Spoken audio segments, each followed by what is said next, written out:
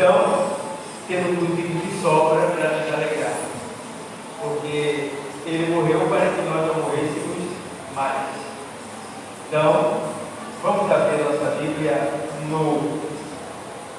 na carta do apóstolo Paulo aos Filipenses.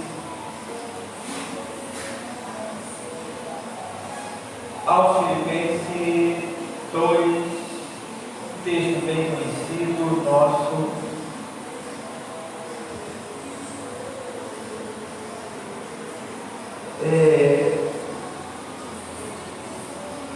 Ele diz assim no verso de número 6, na sequência,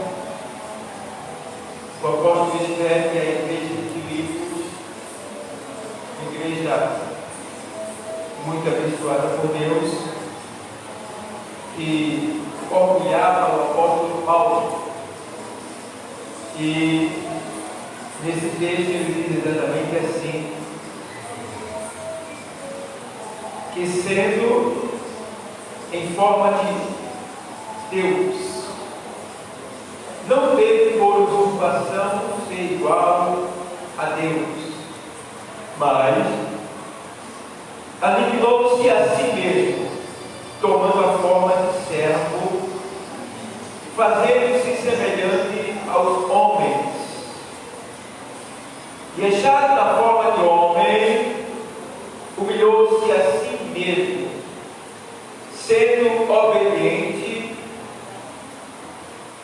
até a morte, e morte de cruz. Pelo qual, ou seja, pelo que também Deus o exaltou soberanamente e lhe deu o nome que é sobre todo o nome, para que peço que o Senhor se utilize para que a gente possa ministrar sua palavra com sabedoria. Amados, nós lemos esse texto que foi escrito pelo apóstolo Paulo à igreja de Filipos, ou aos Filipenses, no ano 63, e o apóstolo ele tem um zelo muito grande por esses filipenses, por essa igreja, e o apóstolo escreve com o propósito de alertar aquele povo acerca da alegria de viver por Cristo, porque alguns irmãos estavam tristes, e Paulo queria que ele sentisse a verdadeira alegria que vem de Cristo, até porque Cristo, quando estava na terra, nos evangelhos escritos, no evangelho escrito por João, o Senhor ele disse: olha, tenho-vos dito isso para que a vossa alegria seja completa. Quer dizer que existem pessoas que estão alegres, mas que não estão alegres plenamente ou completamente. E uma alegria que não é completa está faltando alguma coisa. E essa coisa, ou esse algo que está faltando, é Cristo Jesus, porque só Ele nos dá uma alegria completa, uma alegria plena. E eu gosto que a alegria de Cristo ela não é superficial, não é aparente, ela é interior. É interior, porque ela é tão interior que ele diz: olha, no mundo tem confissões, mas tem bom ânimo, eu venci. Ele se dá como testemunho, para que a gente entenda que assim como ele venceu, a gente também vai vencer. Ou seja, a gente precisa entender que Jesus, ele venceu como homem, não foi como Deus. Nesse texto que a gente leu, o texto diz exatamente assim, veja bem, que ele deixa bem claro que sendo em forma de quê? De Deus, Jesus sempre foi Deus. Mas quando ele veio a este mundo para vencer a morte, vencer o império da morte que estava na mão do diabo, ele teve que se despojar da sua glória. Ele não poderia usar o seu poder de Deus, porque ele estaria indo contra uma lei. Então ele se despojou, né, da sua, digamos assim, da sua glória, e como homem, ele agora, ele deixa bem claro aqui, ó, e que sendo em forma de Deus, não teve por usurpação ser igual a Deus. Isso é humildade. Humildade. Isso é tão importante na nossa vida, que a gente procura entender, procura reconhecer que por mais que a gente seja, né, por mais que a gente tenha, por mais que a gente faça, por mais que nós sejamos aclamados, procurados, desejados, né, bem recebidos, aplaudidos, por mais que isso aconteça em nossa vida, nós nunca podemos nos deixar exaltar, porque a exaltação não agrada a Deus. A gente vê isso aqui, que Ele é Deus, mas em nenhum momento Ele se fez Deus para aparecer. Aí, vê o que ele diz, mas vê o que ele diz: que sendo em forma de Deus, não teve por usurpação ser igual a Deus, o Pai, mas aniquilou-se a si mesmo. Aniquilar aqui a linguagem do grego quer dizer, se despojou da sua glória, do seu poder divino. Agora não era mais o Deus, né?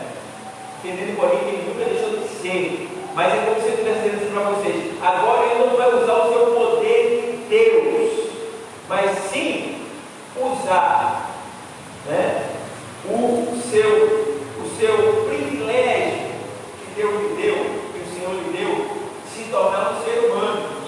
Até porque, tem uma coisa, vê bem, o preço que Cristo pagou não foi tanto na cruz.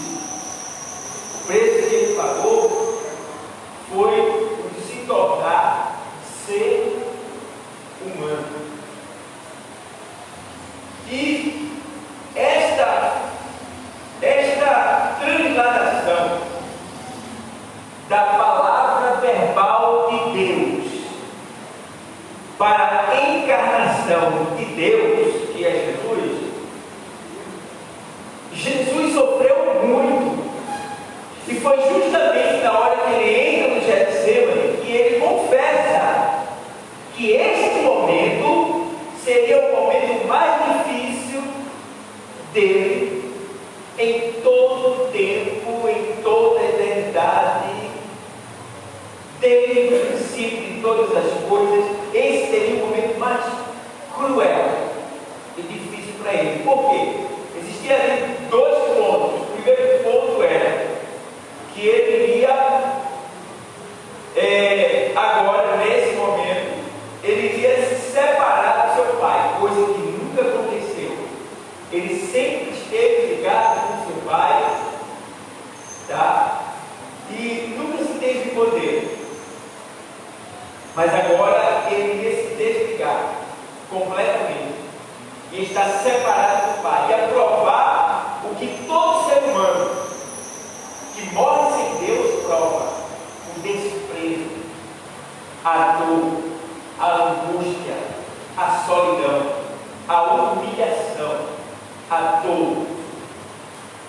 Ele ia passar por tudo isso agora. Então, o porém dele, o medo dele ali agora, como homem, era o fato de que ele agora iria sentir a separação do seu pai, coisa que ele nunca sentiu, ele iria sentir. E é por isso que nesse momento ele diz: Pai, eu sei que tudo é possível aqui, tu pode tudo. Pai, se quiser, passa de mim esse cálice, porque era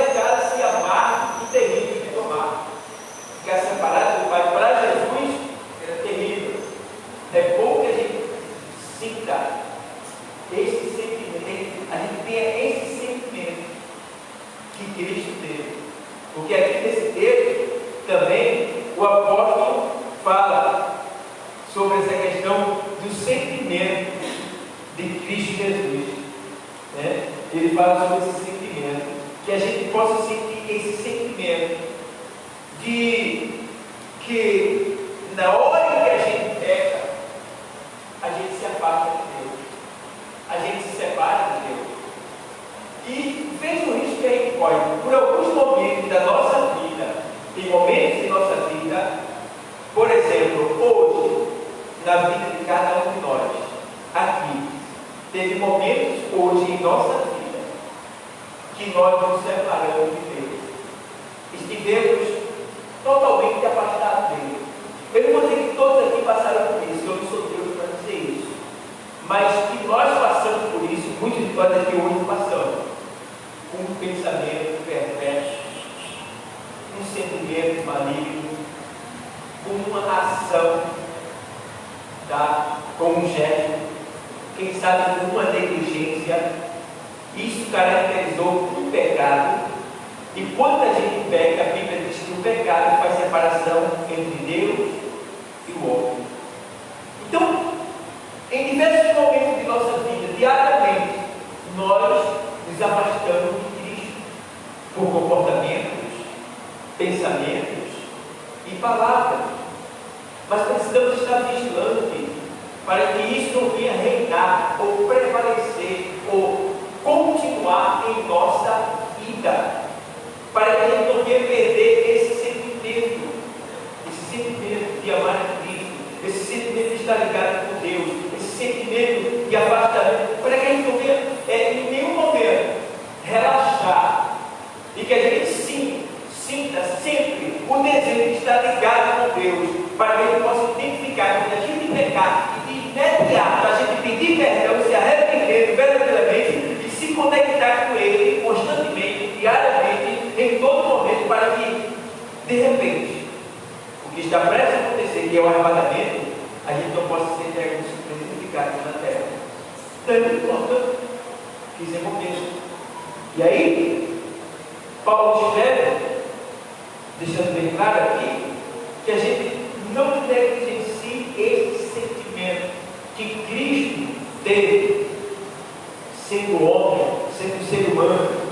E ele diz assim, vamos lá, vamos ler. Mas aniquilou-se a si mesmo, tomando a forma de servo. Tomando a forma de servo. Ei, o que é que eu vejo aqui? Eu vejo aqui uma pessoa tão humilde ao ponto de, digamos, às vezes tem um ditado popular que diz assim: quer conhecer uma pessoa? Dê dinheiro e poder a ela, e você vai ver quem é essa pessoa, você vai conhecer ela, tá? Então, aqui Cristo tinha todo o poder dado pelo seu Pai, podemos dizer assim, mas ele não usou desse poder. Pelo contrário, ele se fez servo. Se fez servo. Tá? E ser servo é você reconhecer que você é dependente, que você precisa de Deus, e que sem Ele você é nada, e que você é tudo que Ele mandar que você seja. Já pensou? Eu já vi pessoas, já ouvi falar de pastores que não lavam o banheiro, que não se submetia a nenhuma pessoa que estivesse abaixo da sua patente. Então, isso é o quê? Autoexaltação. Isso pode acontecer com qualquer um de nós. Vai que você começa a ganhar dinheiro, muito dinheiro, e aí você começa a se destacar, tendo de melhor, frequentando lugares mais elevados, tendo acesso a pessoas da alta sociedade, e aí muitas vezes a gente esquece que a gente vai subindo e não se lembra que a gente veio de baixo, e começa a não olhar para trás assim, só olhar para frente e desprezar aqueles que ficaram atrás. Então devemos ter esse cuidado. Se eu estou falando isso, é porque tem alguém que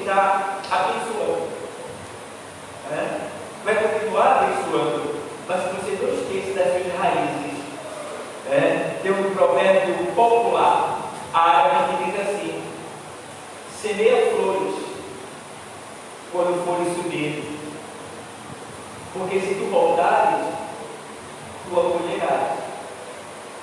Porque tem gente que quando vai subindo, em vez de flores, semeia espinho. E se voltar, temos que ter cuidado, para que na medida que a gente vai crescendo, a gente não humilhe ninguém. Aqui diz o texto que o Senhor se humilhou e se fez servo. E agora, vamos ver mais aqui. Aí ele faz assim, vamos ler. Vamos lá. Aí ele faz assim, vamos para aqui. Em forma de servo, fazendo-se semelhante aos homens. E achado na forma de homem, humilhou-se a si mesmo, sendo obediente até a morte e morte de Cristo. Imagina Deus mandar você fazer algo que você não gosta. Uma vez eu estava numa reunião e eu disse assim para um obreiro, né? Olha, quando chegar alguém, determinado alguém, você vai lá e aperte a mão dessa pessoa, diga, seja bem-vinda, seja bem-vindo.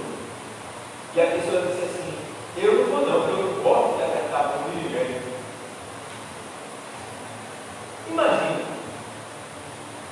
Imagina, você começa a pensar no que Deus mandou que os profetas antigos fizessem.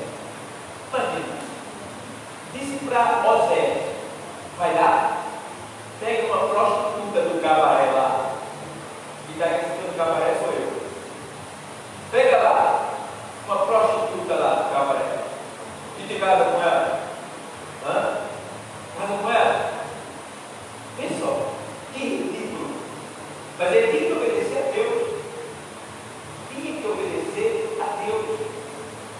Ezequiel, ele teve que fazer comida com cocô, fezes. A gente vê que Moisés foi obrigado a que o seu povo não morresse, a ficar com as mãos esterilizadas. Da manhã até o pôr do sol, pelo amor de Deus. Se eu passar aqui, o 20 minutos é que eu pego logo, eu vou começar a aspirar. Imagina ficar assim, de 7 horas da manhã até o pôr do sol. Imagina, poder cansar da água como morria. Então, tem coisas que Deus vai te mandar fazer, que embora eu não estou gostando, a gente vai ter que fazer. Porque é para a glória dele, tem um propósito nisso. Ele vai ser glorificado. E se nós somos servos dele, nós somos instrumentos dele para ele usar da maneira que ele quiser. E não importa o que tem que ser feito. Se ele mandou, tem que fazer. Tem que fazer. Tem que vai dizer que não gosta, não. Tem que fazer. Porque foi ele que mandou. Tá? Observe tudo que ele mandou fazer.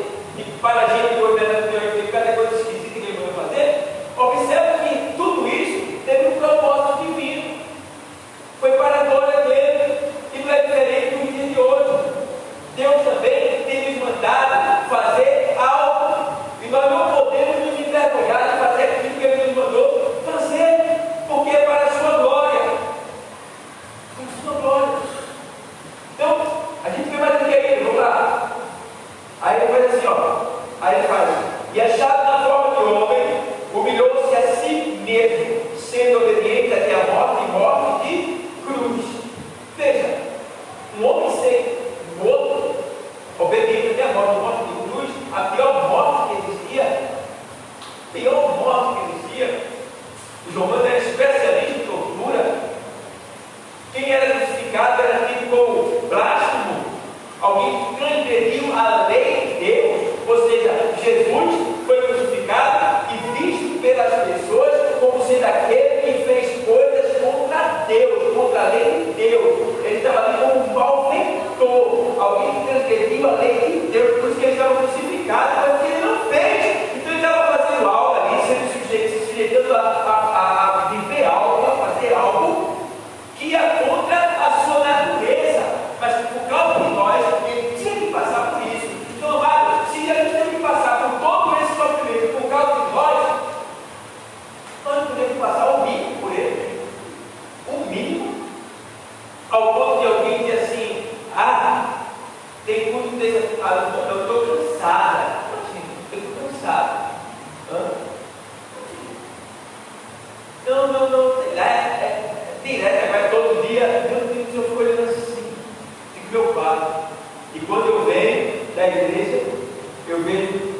do bar. Tem gente que toma cerveja todo dia. Olha assim, meu pai do céu. Como é que a pessoa vive isso? Escravo do pecado, o diabo escraviza mesmo. E nós não fazemos nada por escravidão. Nós somos livres. Nós somos um povo livre, tá? Que podemos escolher o que a gente quer. Deus nos dá liberdade, sabendo, porém, que a nossa escolha vai determinar o nosso futuro. Tá? A sua escolha vai determinar o seu futuro. Você escolhe o que você quer. Então eu aprendi assim: quanto mais eu buscar o Senhor, quanto mais eu estiver na presença do Senhor, eu vou ser honrado na terra. Quer ser honrado na terra? Esteja onde Deus está.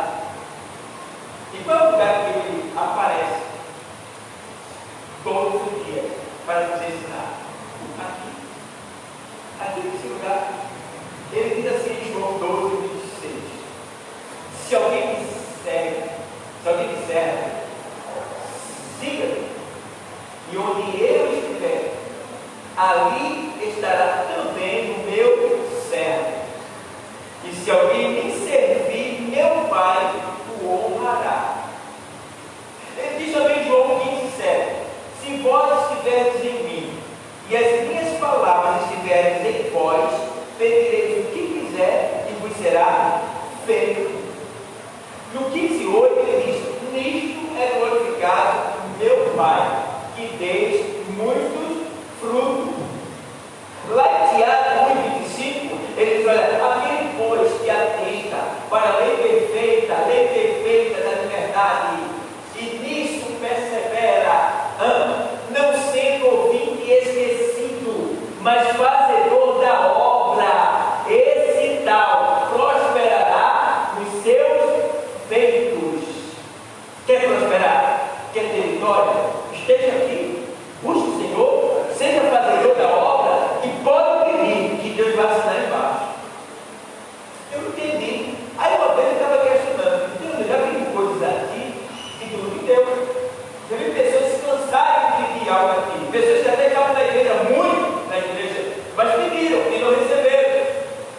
Mas que sincero, como é que fica? Se vós estiveres em mim e as minhas palavras estiverem em vós, pedireis o que quiser e vos será feito. Eita, pode ser que em algum momento da sua vida esse versículo já aconteceu com você, mas eu não vou dizer que ele acontece para mim constantemente, porque nem sempre a gente está na palavra de Deus. Nem sempre a gente está como ele está. E por essa razão, a gente clama e não recebe. Porque ele não está como ele quer. Aí Tiago diz: pedis e não recebeis, porque pedis mal, para gastardes em vossos deleites. Ou seja, você pede por vaidade, pede coisas que você, de certa forma, nem está precisando muitas vezes. Ou quem sabe pede algo que, embora estando precisando, se ele te der, tu vai te exaltar, e quem sabe ele corre até o risco de te perder, porque ele deu algo que você não estava preparado para receber. Vê só. Então Deus tem mudado. E fica quietinho no banco, esperando a vontade de Deus e procurando agradá-lo da melhor maneira possível, porque ele sabe quando nos dar, quando fazer, ele sabe de tudo. Não podemos questionar ele e simplesmente fazer como Cristo fez: se humilhar, tá? E ser servo. Qual é o papel do servo? Servir. Mas está difícil hoje. Tem gente que quer servir, quer ser servido. Quer ver o exemplo? A pessoa não sai daqui ao apoio evangelizador. Não sai. Ou talvez tenha vindo uma vez perdida. Mas voluntariamente, e a campanha não foi lá, pode se preparar. A minha igreja não tem amor. A campanha tem amor não. Eu estive doente e não foi me visitar. É como isso aconteceu. E o pior, tem pessoas que chegam ao ponto de nem avisar que está doente e depois que fica bom, culpa que esteve doente, ninguém nem procurou saber. Ô infeliz, liga para o teu pastor, a Bíblia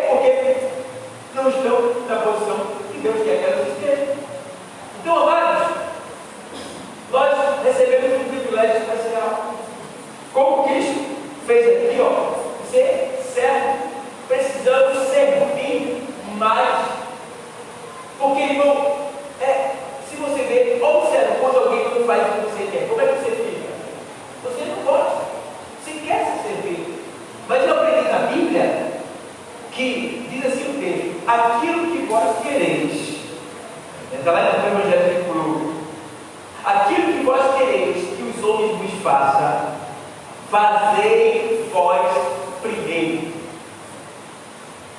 O que você quer que os outros lhe façam? Faça primeiro. Se você não faz, não pode questionar. Tem que ficar caladinho. Eu não fiz, eu posso.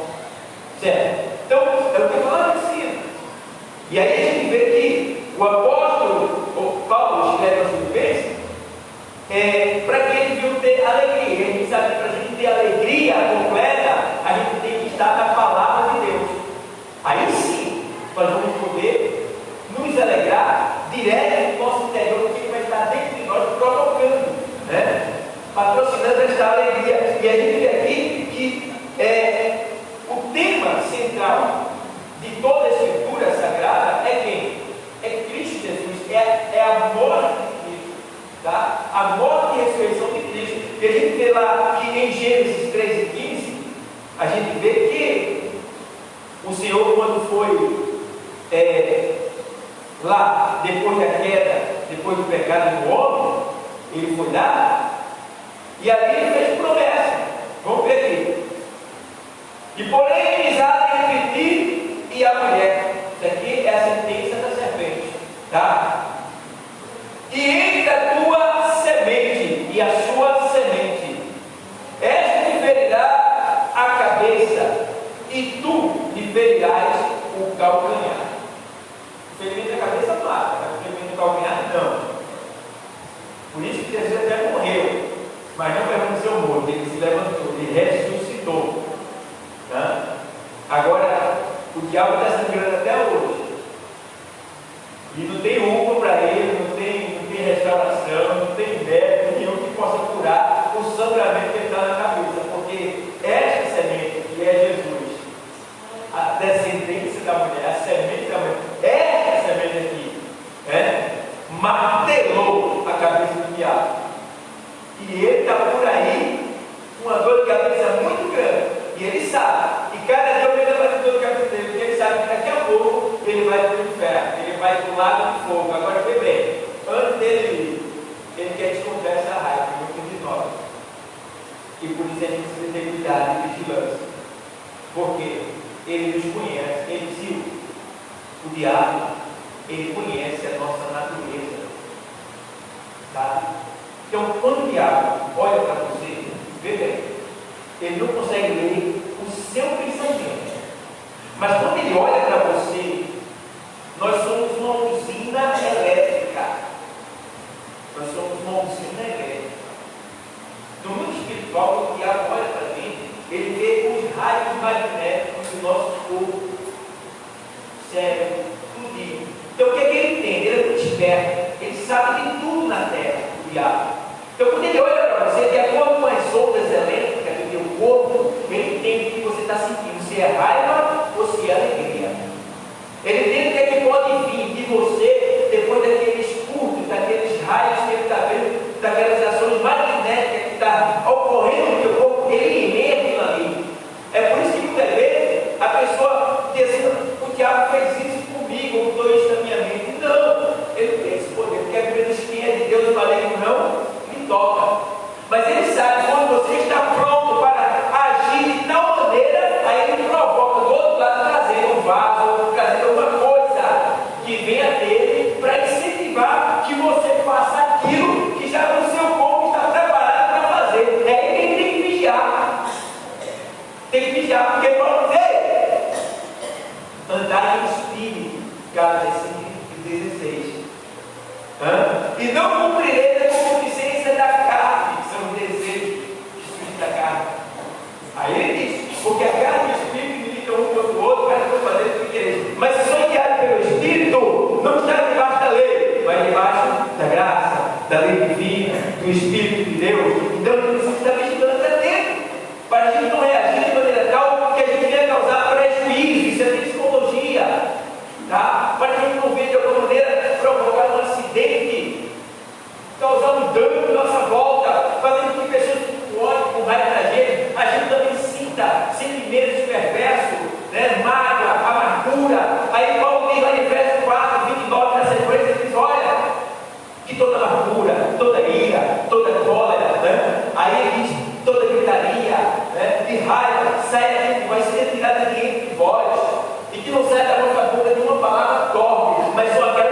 veio para promover a edificação e crescimento daqueles que estão em sua volta. Então nunca fala uma palavra que seja maldita, que seja mal, que seja perversa, que vá maltratar ou dizer alguém. Procure pensar antes de falar, para falar uma palavra que venha promover a paz, a alegria, o crescimento, tá bom? Aí sim, você vai ter alegria e vai estar agradando a Deus. Amém, igreja?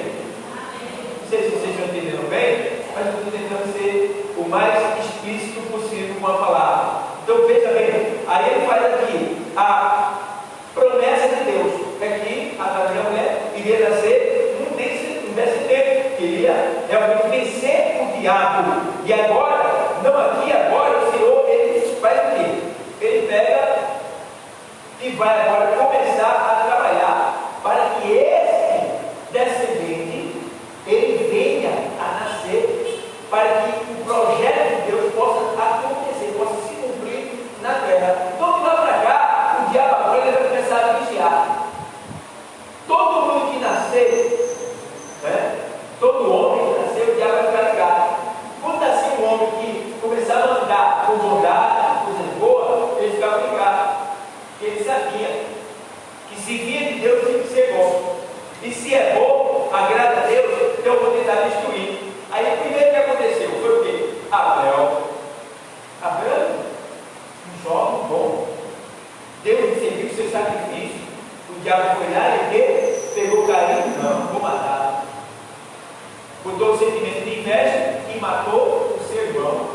Temos que ter cuidado, porque a partir do momento que a gente não agrada a Deus, a gente fica mais sucessivo, mais vulnerável aos ataques do diabo. E aí o que acontece? Nós podemos abrir brecha para ódio, ira e até matar se a gente não vigiar. Por isso que a palavra de Deus diz assim: olha, irai-vos, mas não pequeis, porque a ira quando vem, ela vem para fazer você pecar. Aí você diz: vigia quando a ira vier, entope, engole, te cala, vai para debaixo da cama, para dentro do guarda-roupa, vai para qualquer lugar, porque a tua vontade é de explodir, é de pegar, é de esmagar, é de matar. Então vigia com a tua casa, porque quando a ira vier, o Senhor está dizendo: vigia, irai, mas não peguei. Temos que ter esse tempo, temos que ter esse cuidado. Então, agora em 12 e 3 de Êxodo, o Senhor começa a operar aqui um grande milagre, porque lá em Êxodo 12, o Senhor fala da constituição da Páscoa, né? A instituição da Páscoa, 12 e 3 do livro de Êxodo. Ele vai assim, ó: falai a toda a congregação de Israel, dizendo: ao 10 deste mês, tome cada um para si um cordeiro, segundo a casa dos pais, um cordeiro para cada casa. Aí vem a sequência, a leitura toda, mostrando como fazer, como comer, como dividir, o que fazer com o sangue. Aqui já é o quê? Um tipo de Jesus aparecendo no Antigo Testamento, um tipo de libertação que ia acontecer no futuro. Aqui já é o tipo de Cristo aparecendo. É Deus mostrando que Ele está presente, pronto para se libertar, que Ele não abandonou o seu povo, que Ele está sempre presente, ouvindo o clamor do seu povo, e que pode demorar, mas Ele vai agir e vai libertar, porque Ele é Deus, Ele tem poder. Agora Ele só age porque Ele é Deus, Ele está pronto para agir. Então foi 400 anos o povo clamando, 400 anos, tá? E depois mais 30 anos de negociação. Agora imagina, 400 anos eles orando. Quando chega o dia da libertação, que Moisés vem para libertar o povo, a situação deles, em vez de melhorar, piora. Sabia que quando Deus está pronto para te dar vitória, algo vai melhorar na tua vida? Alguma coisa vai querer, você vai estranhar. Alguma coisa, parece que o negócio, assim, piorou. Eu estou orando tanto, é porque está bem pertinho. Está bem pertinho. Tá? Segura. Vai orando. Não vai ver o povo de Israel, porque o povo de Israel fez o quê? Chegou Moisés. Aí tudo piorou. Tinha hora de almoço, aqui hora de almoço amanhã. Né? Se apanhava só de manhã, apanhava o dia todo. Foi dobrar. Olha, aumentou mesmo. Então, é como assim, depois que esse camarada veio para cá, dizendo que Deus está com ele, que ama a gente, as coisas piorou. Mas depois acontecer de alguém estar no Evangelho e muitas coisas pioram na vida da pessoa, e a pessoa achar que Deus não é com ela, que ela está no lugar errado, que não vale a pena ser crente, que é melhor voltar para o mundo. Isso é um perigo. Cuidado, vigia, fique atento, continue no lugar que está, porque o Senhor está prestes a te dar um grande livramento, uma grande libertação. Foi assim que ele fez com o povo de Deus. Agora foi necessário o povo de Deus fazer aquilo que Deus mandou, que o povo fez conforme Deus mandou, e a sequência da libertação daquilo que Deus queria fazer começou a acontecer, ao ponto do inimigo ficar furioso e ir atrás do povo dele. Isso pode acontecer, que alguém te perseguir, que alguém ficar com tanta raiva, tanto ódio, tanto inveja de você até querer me matar, me destruir, me impedir, me atrapalhar, mas tudo tranquilo, continua marchando, continua fazendo o que Deus está te mandando, porque Deus está na tua frente, e daqui a pouco vai chegar a hora de você atravessar o mar e ninguém mais vai te pegar, e aí é só cantar o hino da vitória. E não foi assim? Chegou a hora que disseram, o que a gente vai fazer? Está vindo aí Faraó, a gente vai ser morto. Vai não. E olha, você pensa que tudo acabou, né? Acabou não. Entenda uma coisa, para Deus não existe impossível. Tá? Você se lembra que Marta e Maria mandaram avisar Jesus que o irmão dela estava doente, para que Jesus viesse logo para curar. Jesus foi e disse para o mensageiro, vai lá, volta lá, e disse que essa enfermidade não é para a morte. E Jesus fica lá. Só que quando o mensageiro chega cá, para dar um recado de Jesus, o Lázaro já tinha morrido. E agora? Jesus disse, diga lá que essa enfermidade não é para a morte, ou seja, pode ficar certo. A morte não vai ser glorificada, a morte não vai permanecer, a morte não vai crescer. E aí diga lá, que não é para a morte. Quando o mensageiro chega, vê aquele turno todo, chega lá, já morreu? E agora? Diga ou não diga? E agora? O mensageiro vai dar o recado que Jesus mandou ou não? Sabe o que é isso aí mostra para mim? Que nós temos que ter confiança quando Deus mandar falar. Porque se Ele mandou falar, Ele se responsabiliza. Foi ridículo, foi esquisito, foi estranho. Eu não sei se eu diria, irmão. Será que eu diria, irmão? Deus vai lá e diz que a irmã não vai morrer, não. Aí quando tu chega lá, a mulher morreu. Vai dizer ainda a mensagem ou não? É isso que eu vou fazer. O texto não diz se ele quiser, né? Mas ele deixou bem claro, ó, Jesus mandou dizer que não é para morte. Tudo bem. Quando Jesus vem, ele mostra realmente a morte não iria prevalecer. Porque quando fala a palavra morte, está falando terminal de tudo, acabou tudo, não tem mais jeito. Morte é fim, não tem mais volta. Era isso que ele está querendo explicar, que essa enfermidade não é para a morte, não vai acabar com ele, não vai destruir ele, não vai mudar tudo. Deixa a enfermidade comer todo, apodrecer ele, deixa ele quiser enterrar ele, enterra, não é não. Mas quando eu chegar, quando Jesus chegar, chegaram até enterrar, né? Mas quando Jesus chegou, foi o que eu disse. Foi o que ele falou para mim. Eu não sei o que foi que Deus falou para vocês. Eu não sei. Não sei o que ele falou. Mas para Marta eu sei o que ele foi falar. Que a morte, ou seja, a enfermidade não era para a morte. E aquilo que ele falou, ele cumpriu, ele foi fiel. E trouxe de volta aquilo que havia se perdido. Não é diferente contigo, eu não sei o que tu perdeu. Parece que tu perdeu. Não tem mais jeito até da miséria. Mas ele está dizendo, eu disse que não perdeu. E vou trazer de volta porque eu sou Deus. Não importa o que seja. Não importa o que foi. Ele disse que ele é o Deus que traz a existência